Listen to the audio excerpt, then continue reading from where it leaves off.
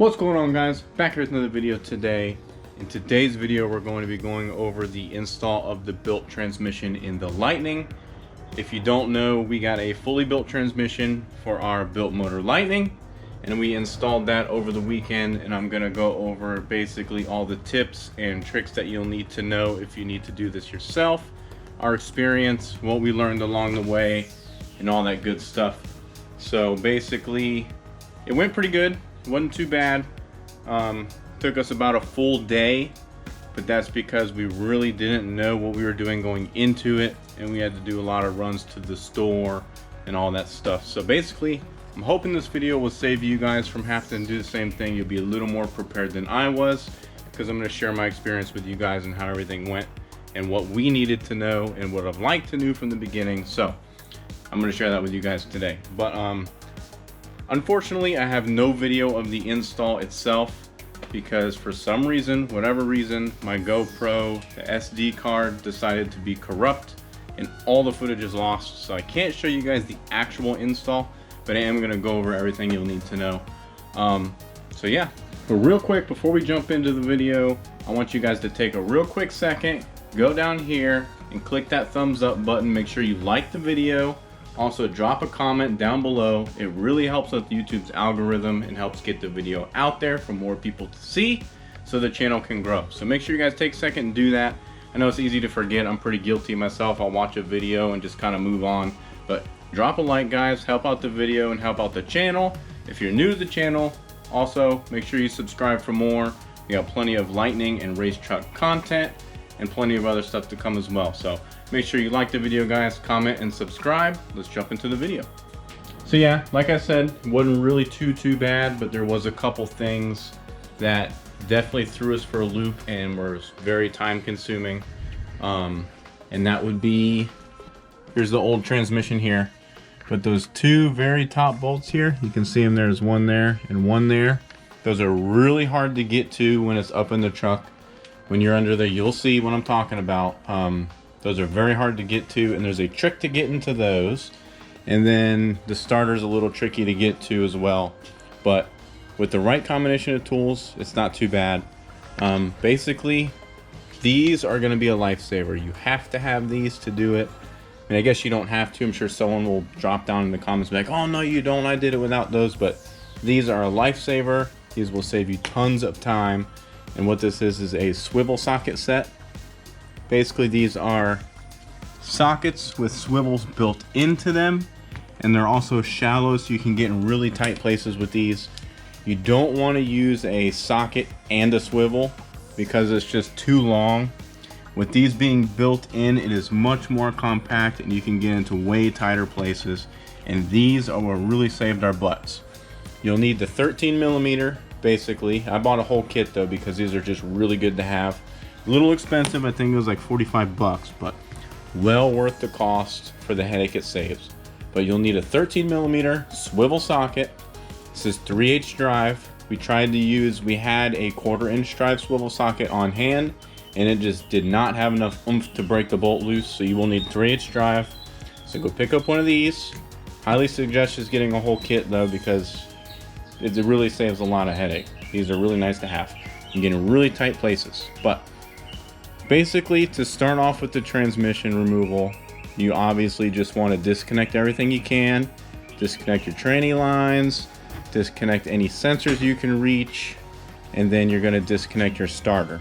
To get to the starter easily, what we did is we took off the passenger side tire and we took out this fender lining, because that allows you to basically sneak an extension with the swivel socket onto the bolts for the starter and break those loose and get that off.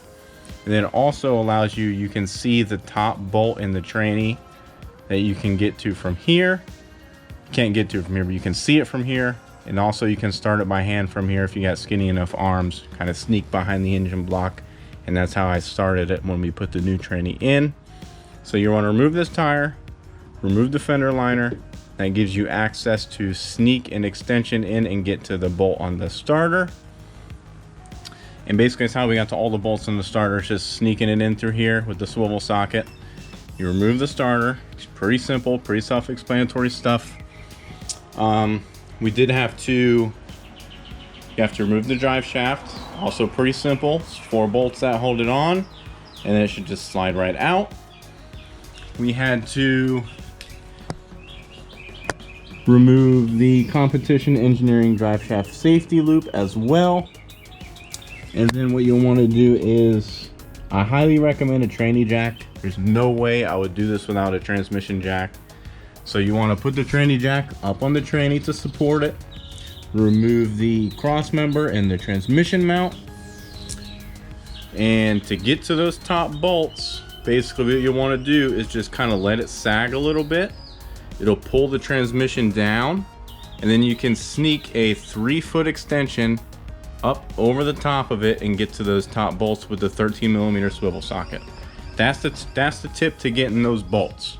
That's probably the only way you're going to get them, is to let the transmission and the motor kind of hang. Just drop your chain jack a little bit, let it hang, and you can sneak it right over the top with enough extensions, or a real long extension. Remember, you want a 3/8 drive, so you got enough oomph to it, and then your 13mm swivel socket. And that's how we got to the top 2 bolts. It was a little hard, but once you can get to it, it's not too bad. Trying to think of what else we had to do. In order to get the transmission out, our exhaust, I don't know how much you guys can see, but our exhaust was actually in the way because it kind of comes underneath the transmission. So with the cross member out, we did have to unbolt the exhaust and move that out of the way as well. And then the transmission was able just to come straight down once it's all unbolted. For the most part, it is pretty self-explanatory.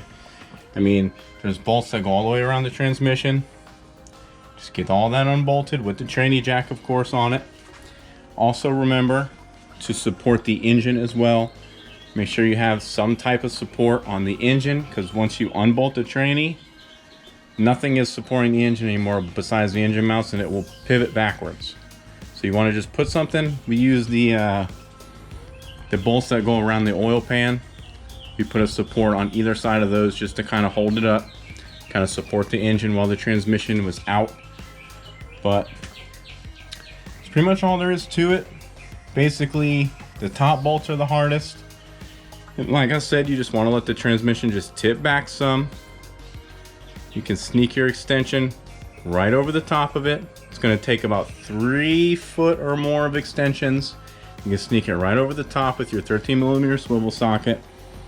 Basically, I had a buddy of mine doing that while I stuck my hand through the fender well behind the block and just kind of guided the swivel socket onto that bolt. And then from the other side, from underneath, you can kind of sneak your arm up and around and kind of help guide it on the bolts as well. Break all those loose, pop it out. Pretty self-explanatory. When putting the new transmission in, basically, when installing your converter, you're going to want to push the converter onto the splines, and it should click in 3 times. You should spin it a little bit and push as you're spinning it, and it'll click in. Spin it as you're pushing it again, it'll pop in again, and then spin it as you're pushing it, should pop in a 3rd time. You should basically be, it should be almost all the way against the pump in the back. You'll put your transmission up, make sure you don't force it in. It should slide in pretty easily. Basically line up your flywheel with your torque converter bolts. If you have to, you can put a wrench on the crank pulley and just kind of turn your flywheel until it lines up with the converter studs, and it should just slip right in. Just push it right in. Do not force it in. Don't put 2 bolts and pull it in. It should go right in and right up against the motor, nice and easy. If not, something's wrong. But basically, put the trans to the motor, line up all your studs and everything, slide it through, and your converter should have a little bit of play. It should not be tight or anything like that. You can put a couple bolts in once you get it all lined up and everything's good. Put a couple bolts in to hold the trans there, and basically just reach up to an access hole or through the front inspection cover and see if you can wiggle the converter. If it's got a little bit of play, then you should be good to go. Bolt that thing up. Make sure you do it nice and snug. I would do it in a little, we did it in a pattern. We pretty much snugged them all up all the way around. Had someone with a wrench on the crank, kept turning it, snugged them up, did it again, tightened them up real good, and then did them again just to check them all. Do it real good. Trying to think of anything else that's like super critical or important. It's all pretty straightforward. Just removing the fender in the front passenger tire to get to the starter. We couldn't figure out how to get to the starter bolts at first. It's kind of tricky. You gotta kind of snake it over the headers and behind them, and then you can get to it from that way with the swivel socket. And same thing with the top bolts. That's the only real tricky part of it. Besides that, it's pretty simple. 3 clicks on the converter. Remember that. It's another thing to remember. When putting the converter in, you click in 3 times. As far as your fluid goes, let's get some back out real quick and I'll show you guys what I used. I used Mercon 5 automatic transmission fluid from Motorcraft. This will be just fine. And if you're doing a new trans, you'll want to use about 12 quarts to start. Put your 12 quarts in, start the truck. What we did was, while it was up in the air, we started it in first, give it a little bit of gas, bring it to 2,500 RPMs, shift in the second, keep bringing the RPMs up, shift again in the third, put it in neutral, put it in park, put it in reverse, all that stuff, and just run it through the gears several times so it can take in some fluid. Get out, check your fluid level, and then just add accordingly. Whenever you add some, let it sit for a little bit, run it through the gears again, get out, go check again. It's pretty easy. You want to check the fluid with the truck running. For those of you that don't know, just running it in park is fine, and just add accordingly. But I'm pretty happy. Now we got, for those of you that don't know, fully built long block, built motor truck. We got a built trans now, so the whole drivetrain should be solid and good to go. Next thing to do is step up and away from this baby blower and do something big. I want to do M122 and then eventually probably 2.3 TBS. So it's getting there. Built motor, built trans, drivetrain should be solid. Super stoked about it. Racing coming soon. We're actually going to think about going this weekend, as long as the weather cooperates. Every time we want to go, just never cooperates. This last weekend was actually the NMRA Spring Break Shootout. Lightning and truck class was there, all that stuff, but it got rained out. I think the guys made like 1 pass and then it just rained and they had to shut it down. So I'm glad I didn't go, and I'm glad we did the transmission instead, because I just didn't feel like paying for a non-refundable ticket to get rained out. So we went ahead and decided to do the trans install instead, and I'm glad we did. Everything went pretty good. Been driving pretty good. I've been driving it to and from work, and it's running pretty good, running solid. So that's gonna be it for today's video, guys. Make sure you stay tuned. Of course, a lot more coming, and I do apologize again for the lack of footage in this one. Kind of sucks, but there's not a whole lot we can do about it, but it's all right. It's only gonna get better from here. So make sure you guys drop a like on the video, of course. Leave a comment down below. Let me know what you think. Let me know if you have any questions. Of course, you guys can hit me up on Instagram and the Facebook page as well with any of your questions, and I'm more than happy to try to help you out and answer them. Help you through whatever you got, whatever problems you may have. So hit me up on Instagram, hit me up on Facebook. Make sure you follow both of those as well. Links will be in the description. We'll see you all in the next video.